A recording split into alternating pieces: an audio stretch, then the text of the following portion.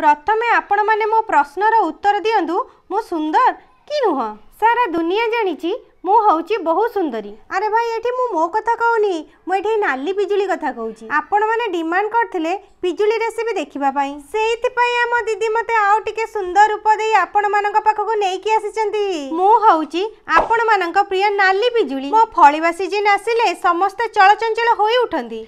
खरा बेलिया चगला पिला माने न सोई पिजुली चोरेबा को दौड़ती। मु भी जेते बेले छोट पिला थिली ना नंदिनी सागरे मिसी खरा बेले न सोई ठीक एमिति पिजुली चोरी करे। किंतु आउ एबे पिजुली चोरी करूनी मो काहेकि ना मु एबे बड़ होई गलिनी ना। एबे पिजुली र सीजन चलीची मु मात्र 40 टंका रे किले नाली पिजुली आनीची। मु एमिति ही जिनिसटा आज्ञा कंचा होबा पाचिला समस्तंकर भारी प्रिय। आपण माने दीदी को कमेंट कले दीदी मते नै तीनिटा नुआ रूप रे आपण मानक पाखरे पहुंचेइले। देखा जाउची ना मु बहुत सुंदर मो खाइबारे भी बहुत टेस्टी। धन्यवाद।